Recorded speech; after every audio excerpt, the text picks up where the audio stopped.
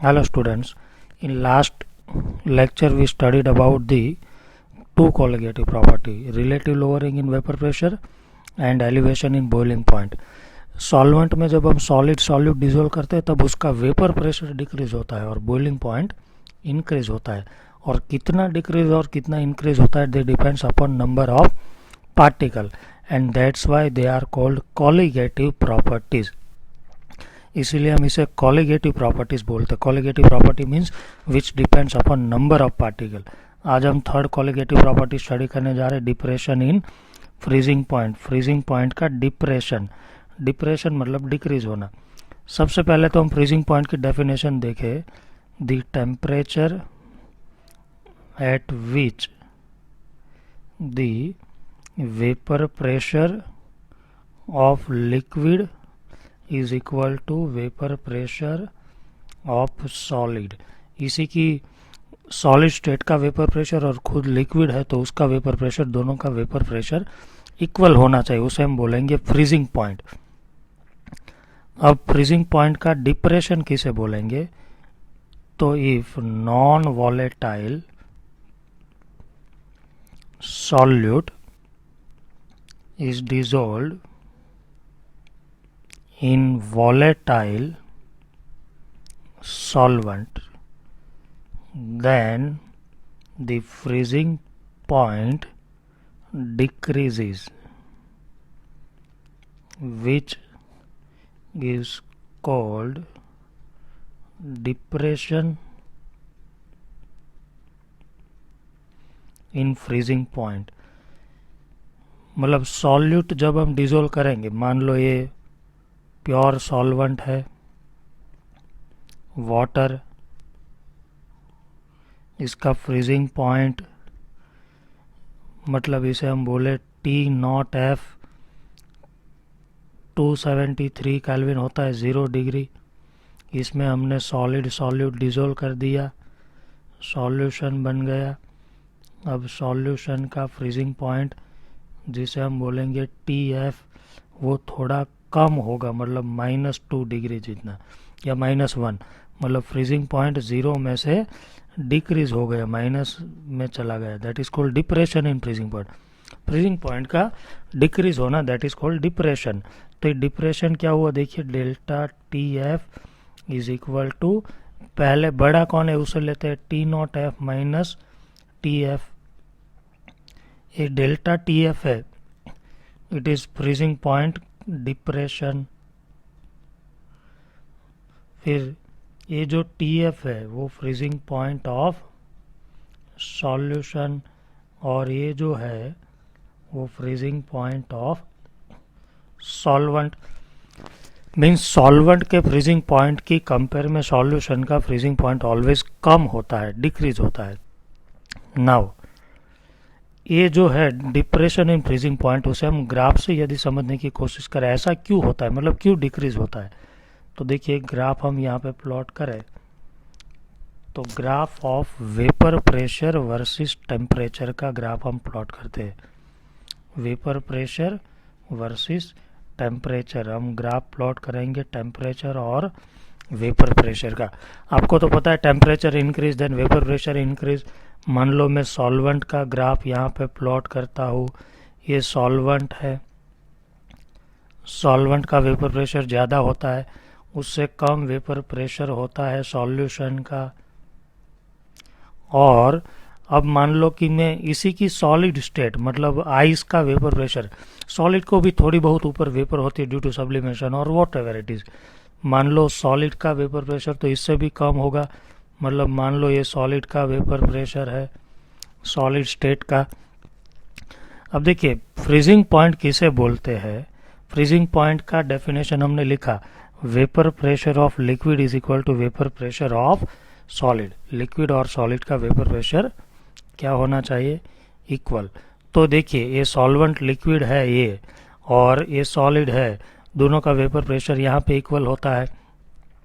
और इसका देखिए दोनों का वेपर प्रेशर यहाँ पे इक्वल हो रहा है, वेपर प्रेशर ऑफ सॉलिड, ये सॉलिड है और ये लिक्विड सॉल्यूशन है, तो ये दोनों का वेपर प्रेशर यहाँ पे इक्वल हुआ.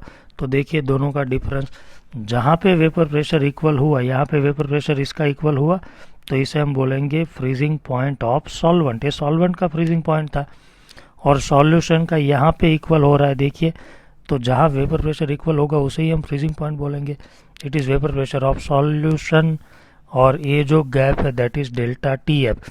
किसका टेम्परेचर हमें कम मिला, तो delta T sorry T F कम मिला। देखिए टी एफ, क्योंकि फ्रीजिंग पॉइंट ऑफ सॉल्यूशन कम होता है, डिक्रीज होता है। अब आया समझ में क्यों डिक्रीज होता है, ड्यू टू वेपर प्रेशर। मतलब जब जब सॉल्यूशन में से सॉल्वेंट में से सॉल्यूशन मिलेगा हमें, फ्रीजिंग पॉइंट ऑलवेज क्या हो जाएगा, डिक्रीज होगा। फ्रीजिंग पॉइंट डिक्रीज होता है, that is called depression in freezing point. और एक्सपेरिमेंट से ये पता चला है कि ये जो फ्रीजिंग पॉइंट डिक्रीज होता है वो कितना होता है, तो it is directly proportional to molality. और प्रोपोर्शनलिटी को रिमूव कर दे तो it gives K F constant. और आपको तो पता है कि मोलालिटी इज इक्वल टू होता है W2 इंटू, मोलालिटी का फॉर्मूला आपने लिखा है, पता है आपको, W2 इंटू 1000 अपन M2 इंटू W1। और ये हो गया आपका डेल्टा टी एफ का formula. Delta T F that is depression in freezing point. Freezing point कितना डिक्रीज होगा, तो इतना, या तो फिर इतना। और ये जो के एफ है इसे बोलते हैं मोलल डिप्रेशन कांस्टेंट, या तो फिर बोलते हैं क्रायोस्कोपिक कांस्टेंट। के एफ का यूनिट होता है केल्विन किलोग्राम पर मोल। जैसे बॉइलिंग पॉइंट में के भी था वैसे ही यहाँ पे के एफ है, और के एफ डिपेंड्स अपॉन सॉल्वेंट, तो ये नॉट सॉल्यूट, तो ये हो गया डिप्रेशन इन फ्रीजिंग पॉइंट। मतलब जब सॉल्वेंट में से सॉल्यूशन बनता है तब फ्रीजिंग पॉइंट क्या होता है, डिक्रीज होता है, that is called depression in freezing point. कितना डिक्रीज होता है, तो ये दो फॉर्मूला याद रखने हैं, इसे लेके हम आगे न्यूमेरिकल सॉल्व करेंगे। Fourth and last colligative property is osmotic pressure. It is very very interesting and important property, osmotic pressure, पाई, जिसका सिंबल है पाई, ऑस्मोटिक प्रेशर पाई। सबसे पहले मैं एक डेफिनेशन लिखता हूँ ऑस्मोसिस की। when two solutions having different concentration are separated by semi permeable membrane, जिसे अब से हम शॉर्ट में बोलेंगे SPM, then the spontaneous flow of solvent will start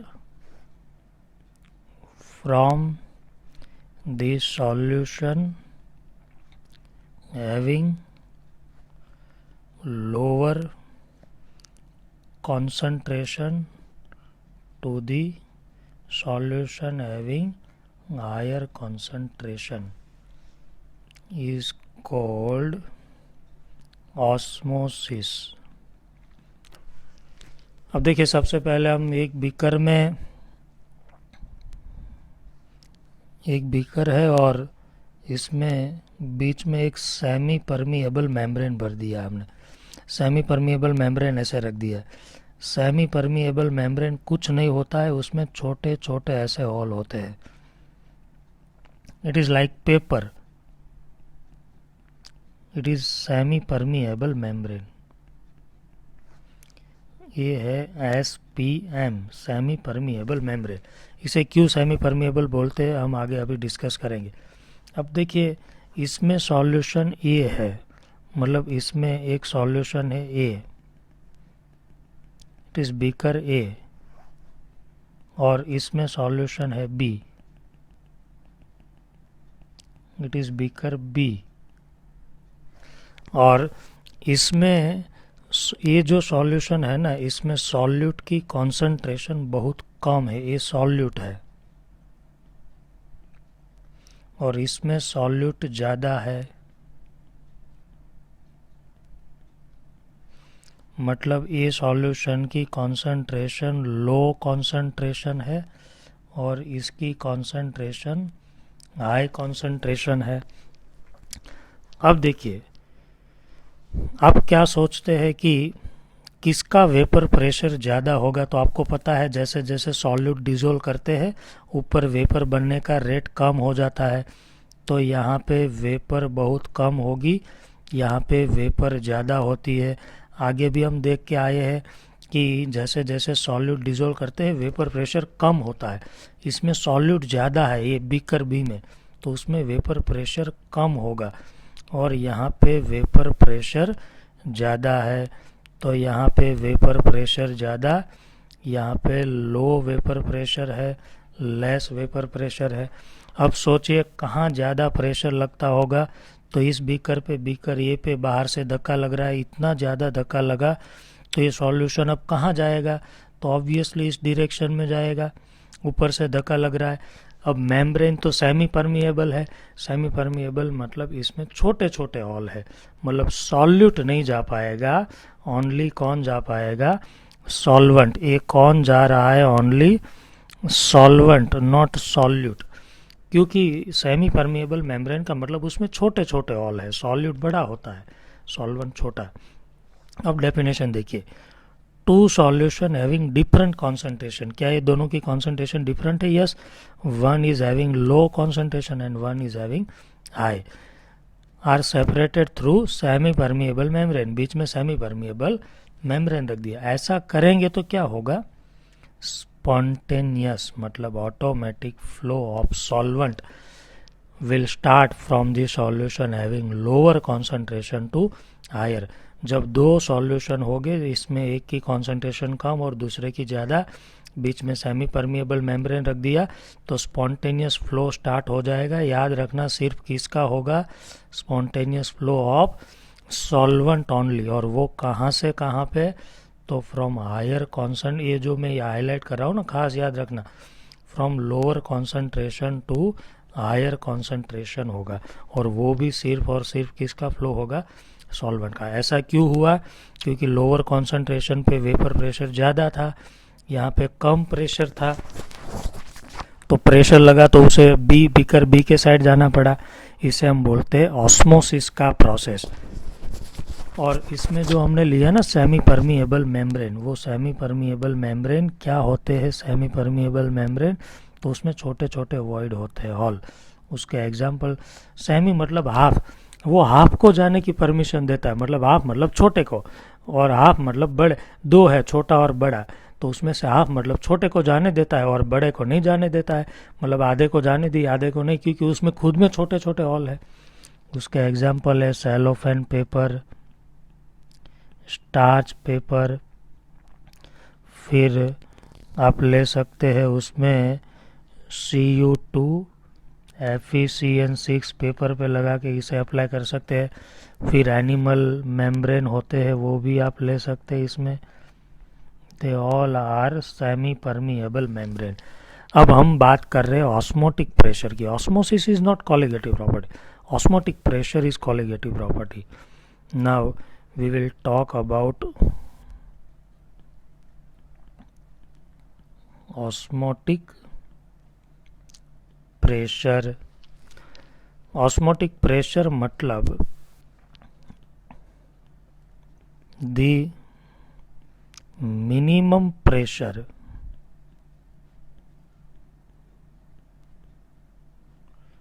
which should be applied on the beaker having higher concentration अब देखिए आप क्या सोचते हैं, ऑस्मोसिस इधर से इधर हो रहा है, lower concentration to higher concentration. अब उसे रोकना है, मतलब ये जो मॉलिक्यूल इधर जा रहे हैं उसे हमें रोकना है, तो प्रेशर कहाँ लगाना होगा? ऑब्वियसली यहाँ पे जो प्रेशर लगाना होगा एक्स्ट्रा, उसे हम बोलेंगे ऑस्मोटिक प्रेशर पाई। इतना प्रेशर लगाओ कि वहाँ से वो फ्लो आना बंद हो जाए, बहुत ज़्यादा नहीं। प्रेशर पहले कहाँ ज़्यादा था पता, ए के ऊपर ज़्यादा था, बी पे कम था, तो जो कम था उतना थोड़ा ज़्यादा उसे ऐड कर दो, तो वो सॉल्वेंट के मॉलिक्यूल आना बंद हो जाएंगे। मतलब ऑस्मोसिस स्टॉप करने के लिए हायर कॉन्सेंट्रेशन वाले बीकर पे प्रेशर लगाना पड़ता है, on the beaker having higher concentration to stop the osmosis is called osmotic pressure. इसे हम बोलेंगे ऑस्मोटिक प्रेशर। और मान लो उससे ज़्यादा आपने लगा दिया ना, ऑस्मोटिक प्रेशर से ज़्यादा प्रेशर, तो रिवर्स ऑस्मोसिस स्टार्ट हो जाएगा, दैट इज़ कॉल्ड आरओ। जो आप वाटर फिल्ट्रेशन के प्लांट यूज़ करते हैं ना, रिवर्स ऑस्मोसिस ज़्यादा लगा दिया तो रिवर्स फ्लो स्टार्ट हो जाएगा। अब ऑस्मोटिक प्रेशर पाई का, ऑस्मोटिक प्रेशर का सिंबल है pi, is directly proportional to C T, मतलब कॉन्सेंट्रेशन एंड टेम्परेचर, और प्रोपोर्शनलिटी को रिमूव करता है तो एक कांस्टेंट आता है C R T. Here C is equal to molarity means concentration. C का मतलब है कॉन्सेंट्रेशन। अब आपको तो पता है मोलारिटी मतलब मोल पर लीटर होता है, वॉल्यूम N/V/RT, और N इज इक्वल टू भी आपको पता है W2/M2 होता है। तो ये हो गया ऑस्मोटिक प्रेशर का फॉर्मूला। इतने फॉर्मूला है ऑस्मोटिक प्रेशर कि आप इसमें से कोई भी अप्लाई कर सकते। The 3 are colligative property, sorry 4, 4 colligative property. देखिए इसमें आपको क्या ध्यान में रखना है, वॉल्यूम ऑलवेज लेंगे आप लीटर में, आर लेंगे 0.082 लीटर, जब प्रेशर एटमॉस्फेयर में होगा तब वेपर प्रेशर मोल इनवर्स, और जब वेपर प्रेशर आपको बार में दिया होगा तब 0.083 लेंगे हम मोल इनवर्स। ये दोनों आर की वैल्यू है। It is osmotic pressure. Osmotic pressure is also colligative property. तो खास एक नोट हम यहाँ पे कर देते हैं कि 4 जो कॉलिगेटिव प्रॉपर्टी हुई ना हमारी, 4 कॉलिगेटिव प्रॉपर्टी, उसमें से सबसे पहला कॉन्सेंट्रेशन के साथ क्या क्या रिलेशन है सबके। Concentration is directly proportional to boiling point, inversely proportional to vapor pressure, directly proportional to osmotic pressure pi, and inversely proportional to freezing point। इस नॉट को खास याद रखना, इसके बेस पे बहुत सारे न्यूमेरिकल एमसीक्यू आप सॉल्व करेंगे। खास आपको पता है ना, जैसे जैसे हमने सॉल्यूट डिजोल्व किया बॉइलिंग पॉइंट का एलिवेशन हुआ, मतलब बॉइलिंग पॉइंट इंक्रीज हुआ तो concentration increase, boiling point increase. Vapour pressure का लोअरिंग हुआ था आपने देखा तो वेपर प्रेशर डिक्रीज होगा। फिर osmotic pressure is directly proportional, देख लीजिए pi is directly proportional to concentration, and freezing point का डिप्रेशन हो गया।